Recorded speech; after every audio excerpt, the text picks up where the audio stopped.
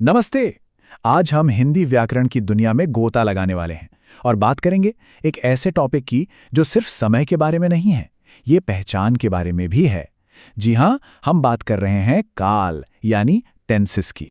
तो सबसे पहले एक सवाल, कोई भी भाषा आखिर समय बताती कैसे है? सोचिए जरा, अंग्रेजी में हम इज, वॉज, विल लगा देते हैं, है ना? आसान है। पर हिंदी में ना मामला इससे कहीं ज्यादा गहरा और मजेदार है, क्योंकि हिंदी में बात सिर्फ कब की नहीं होती, बात कौन की भी होती है। मतलब क्रिया को देखकर ही पता चल जाता है कि काम करने वाला पुरुष है या महिला। पहचान तो क्रिया में ही छुपी है, और आज हम इसी पहचान को एक महिला के नजरिए से समझने की कोशिश करेंगे। तो ठीक है, चलिए शुरू करते हैं। हिंदी में टेंस को कहते हैं काल यानी समय की कहानी। और इस कहानी के सफर में हमारी गाइड कौन होंगी? वो होंगी खुशबू। आज के सारे उदाहरण हम खुशबू के जरिए ही समझेंगे। तो हमारे इस सफर का पहला पड़ाव है वर्तमान काल यानी द प्रेजेंट, जो अभी हो रहा है। और जानते हैं, हिंदी में इसके भी 5 अलग अलग रूप हैं। चलिए एक एक करके सबको देखते हैं। ये देखिए, स्क्रीन पर जो लिस्ट है, ये हमारे वर्तमान काल का पूरा रोड मैप है। 5 भेद और उन्हें पहचानने की छोटी छोटी ट्रिक्स।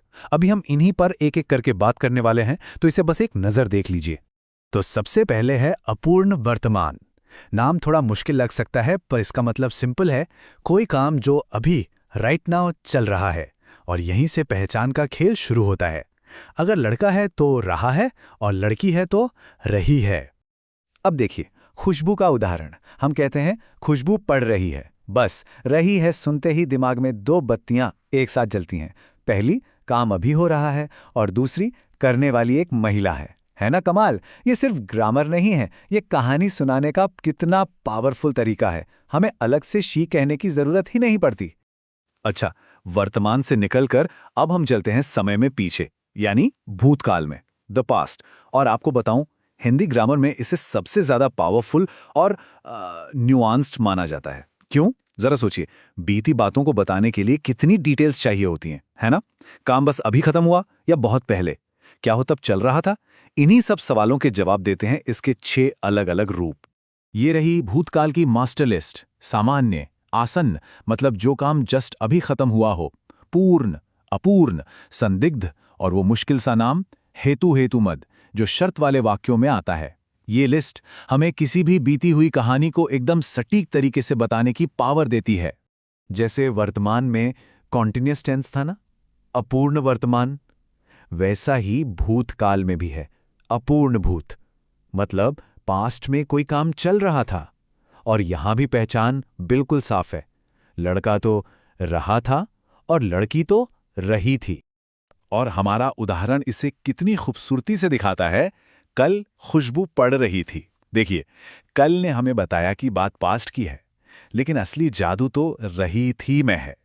इस एक छोटे से टुकड़े ने हमें पूरी तस्वीर दिखा दी कि कल किसी समय खुशबू पड़ने के काम में लगी हुई थी। समय और पहचान दोनों एक ही जगह।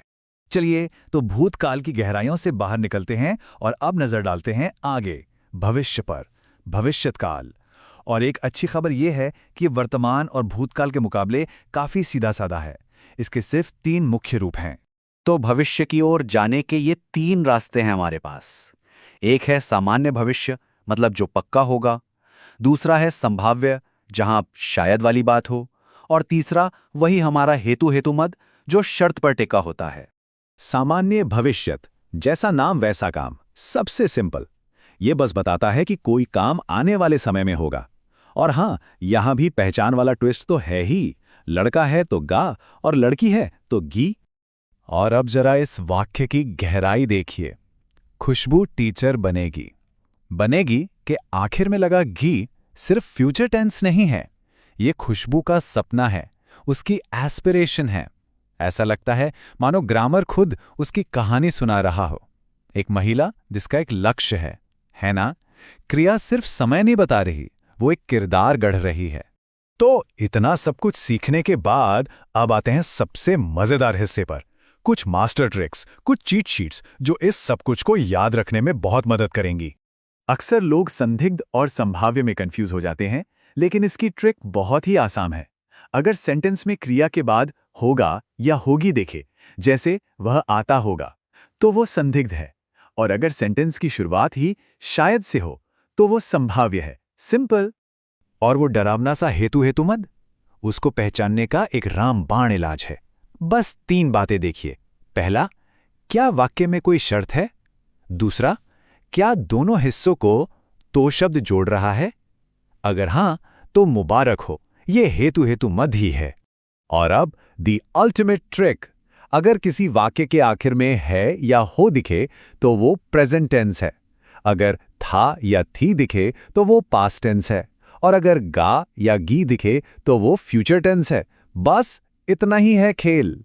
तो आज हमने देखा कि हिंदी की क्रिया सिर्फ ये नहीं बताती कि क्या हुआ, वो ये भी बताती है कि किसके साथ हुआ।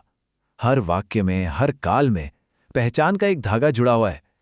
और ये हमें एक बहुत ही गहरे सवाल पर लाकर खड़ा कर देता है कि जब हमारी भाषा ही हमें हर पल ये याद दिलाती है कि कहानी का किरदार पुरुष है या महिला, तो इसका हमारी कहानियों पर और दुनिया को देखने के हमारे नजरिए पर क्या असर पड़ता होगा।